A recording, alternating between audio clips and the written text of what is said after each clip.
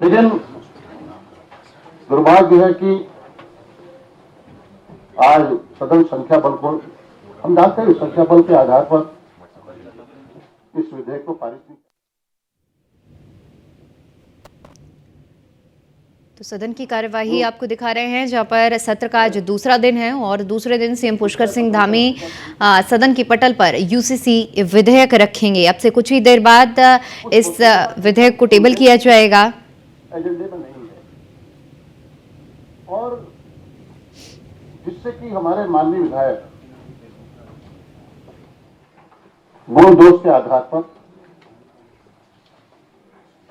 उसमें भाग लेते, चर्चा करते।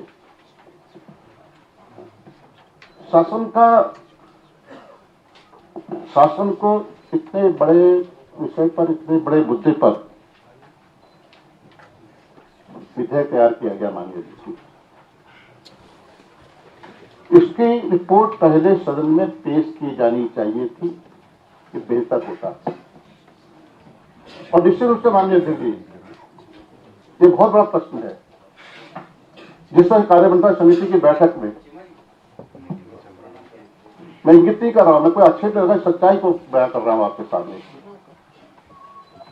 कि जो हुआ कि संख्या बल को आधार माना गया और कहा गया कि कल ही यह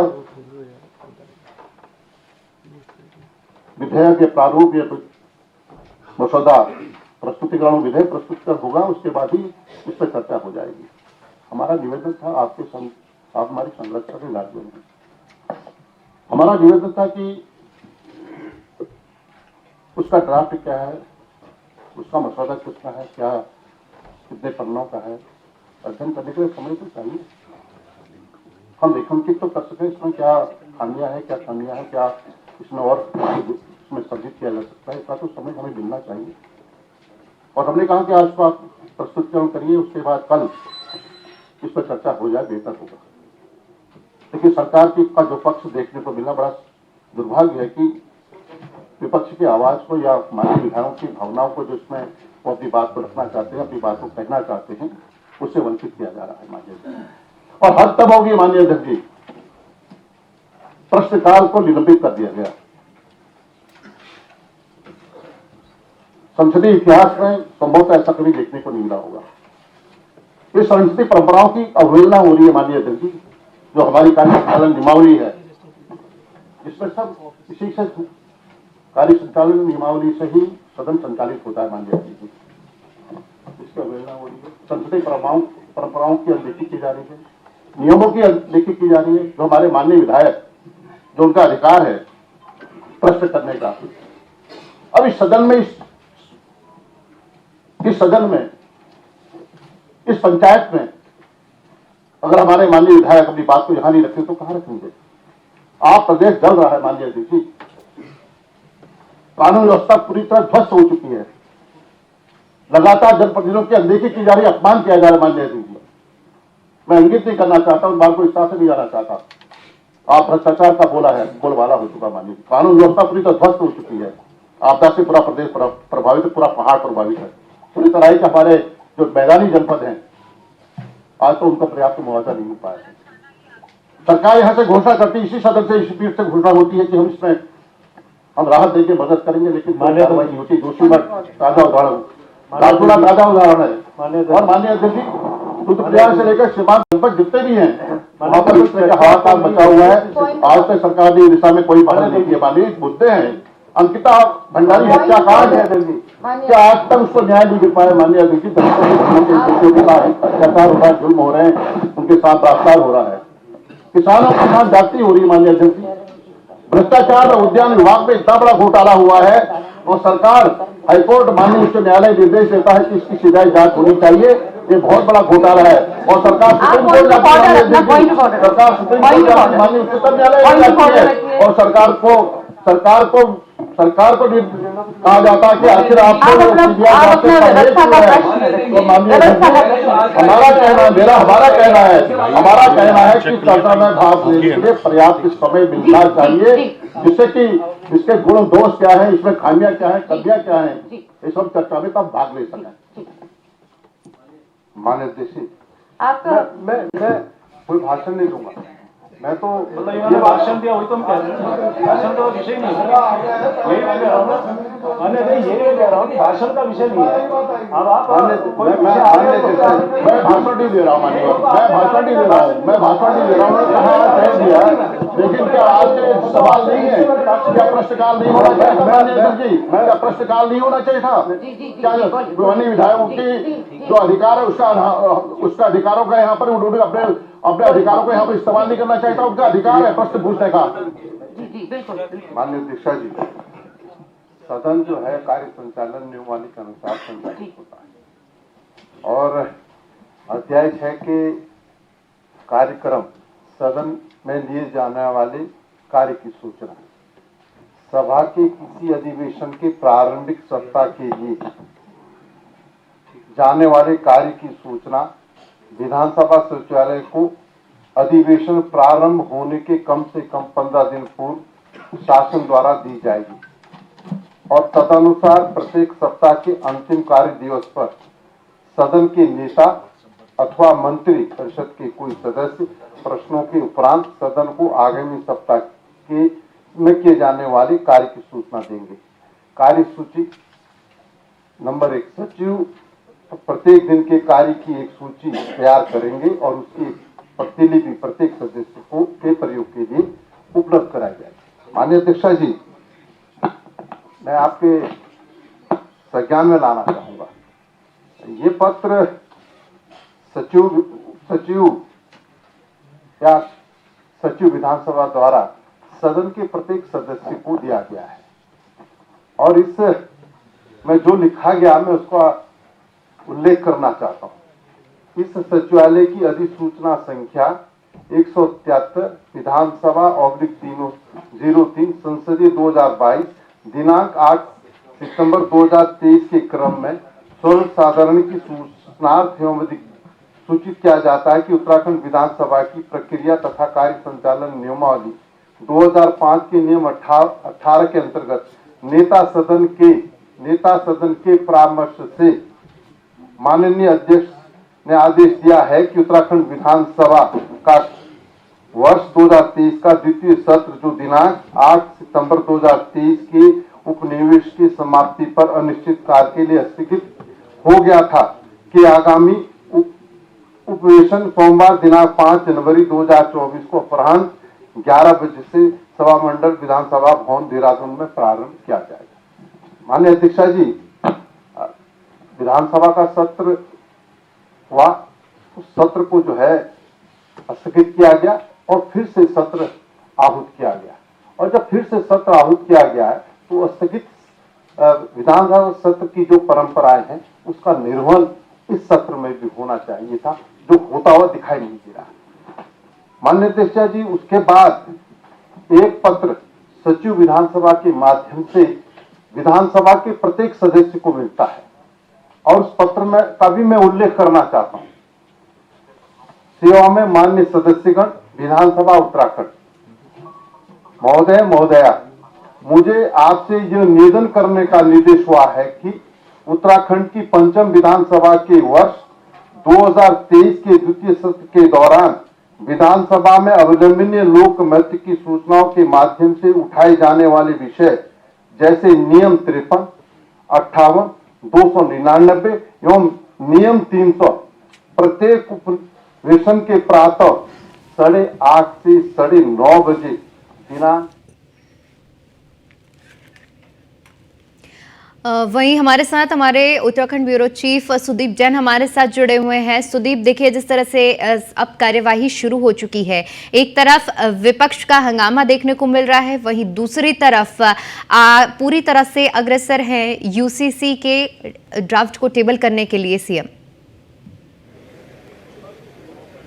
जी बिल्कुल, देखिए, आज सदन की कार्रवाई का दूसरा दिन है और आज का दिन यूसीसी के लिए डेडिकेटेड है, समर्पित है, अगर हम ये कहें तो गलत नहीं होगा। मुख्यमंत्री अपने घर से जब रवाना हुए सदन के लिए तो बड़ा देखने वाला नजारा था। उनके हाथ में संविधान की मूल प्रति थी। विपक्ष का आरोप यह है कि नियम 310 के तहत चर्चा होनी थी, परंतु कल एजेंडा बदला गया। जो लीडर अपोजिशन है उन्होंने कल इस्तीफा दिया। हमारे साथ पूर्व विधायक राजेश शुक्ला जी हैं, इनसे बातचीत करेंगे।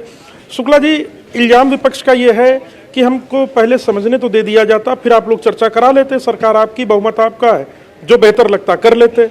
आप भी विधायक रहे हैं, जनप्रतिनिधि रहे, लंबे समय तक सदन में रहे हैं, आपकी प्रतिक्रिया? पहली बात तो मैं कहना चाहता हूं कि 70 साल जिनको समय मिला जब कुछ नहीं कर पाए, तो अब एक दिन में और आधे दिन क्या कर लेंगे। दूसरा मेरा ये कहना है कि फ्लोर ऑफ द हाउस ही होता है जहां चर्चा होती है। आप स्वयं ग्रस्त हैं इस मानसिकता से कि आपको विरोध करना है, वरना आपको पहले जब आप एक तरफ आप कह रहे हैं आपने पढ़ा ही नहीं, जब आपने पढ़ा ही नहीं तो आपको मालूम कैसे कि इसमें क्या गलत हो रहा है। सदन पे बिल आने दीजिए, बिल पे चर्चा होगी, चर्चा में कांग्रेस अपना पक्ष रखे, देश भी देखेगा और लोकतंत्र के सिस्टम को फॉलो भी किया जाएगा। लेकिन मेरा ये कहना है कि संविधान सम्मत हो रहा है, सब कुछ विधि सम्मत हो रहा है, और ये वो काम हो रहा है जो आज से कई साल पहले हो जाना चाहिए था। 70 साल देश ने इंतजार किया, जब जाओ तभी सवेरा है। आज पुष्कर धामी जी के नेतृत्व में जो एक काम हो रहा है ये ऐतिहासिक है, और इस बिल के पास होने से देश नई करवट लेगा और देश नई दिशा में आगे बढ़ेगा। शादाब शम्स जी हमारे साथ हैं, जो राज्य समिति को भी देखते हैं, समय समय पर बड़ा सुर्खियों में रहे, कलियर शरीफ को लेकर जो उन्होंने बोला उस पर काम भी हुआ। शम्स जी आज के दिन को कैसे देखते हैं, और कुछ जाति विशेष को धर्म विशेष के लोग चिंतित क्यों हैं? मुझे लग रहा है कि कोई चिंता नहीं है।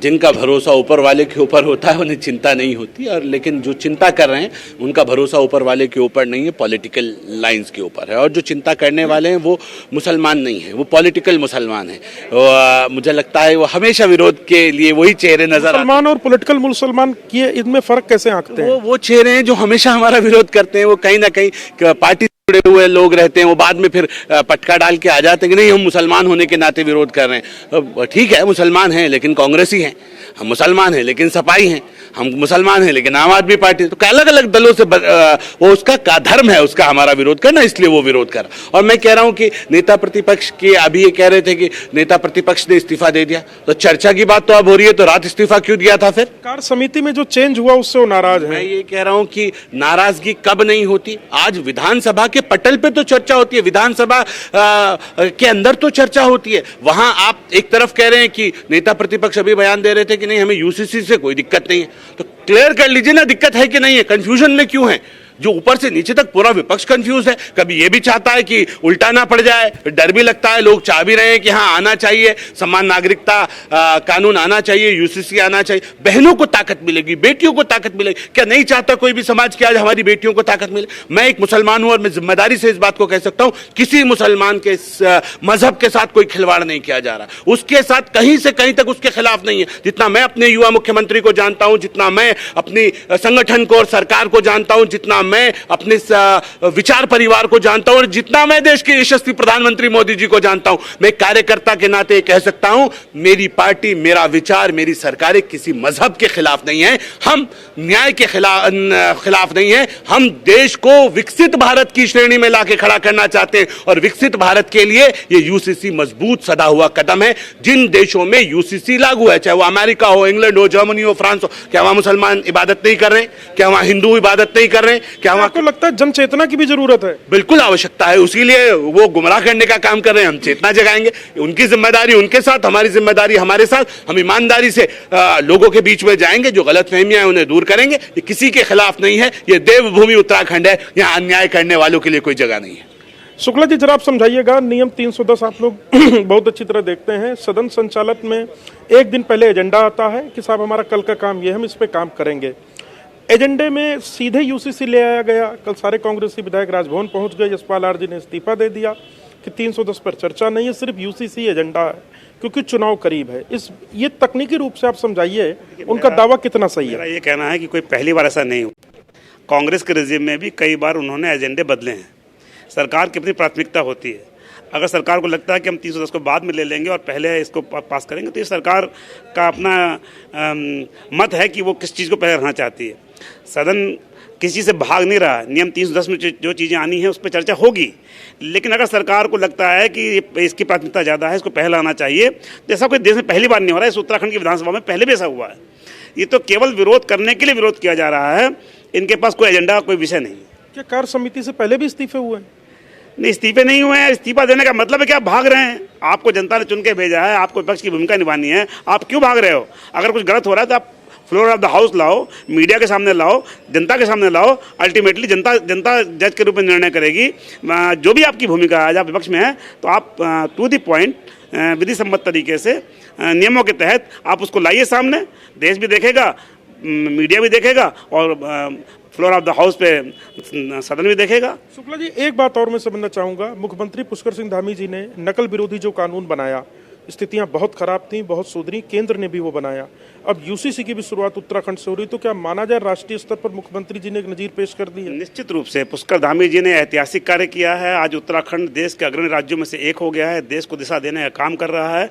और जिस तरीके से जो ये पेपर लीक होना, नकल से छात्रों का भविष्य अंधकार में हो जाता था, और उसको हमने पहल की इसकी उत्तराखंड ने, और वो पहल सही थी, इसीलिए शायद आज देश ने भी इसको लागू किया है।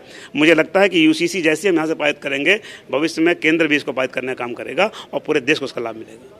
तो आप राजेश शुक्ला जी हैं, पूर्व विधायक हैं और काफ़ी विधिक रूप से संविधान की और सदन संचालन की बहुत बेहतर जानकारी रखते हैं। उनका कहना है कि पूर्व में भी जो सदन का एजेंडा है वो सरकार की प्राथमिकता के आधार पर बदला गया है, इसमें नया कुछ नहीं है और सदन में विधायकों के पास पूरा समय है कि वो चर्चा करें, और भी आगे का भी समय 2 दिन और शेष है, जो अपनी आपत्ति दर्ज करा सकते हैं और सरकार के समक्ष अपनी बात रख सकते हैं। करने हेतु सदन की अनुज्ञा चाहता हूँ। प्रश्न यह है कि समान नागरिक संहिता उत्तराखंड 2024 विधेयक को पुरस्कृत करने हेतु सदन की अनुज्ञा दी जाए। जो माननीय सदस्य इसके पक्ष में हो कृपया हाथ हैं, जो माननीय सदस्य इसके विरोध में हो कृपया नहीं कहें। बाकी संख्या अनुज्ञा दी गई।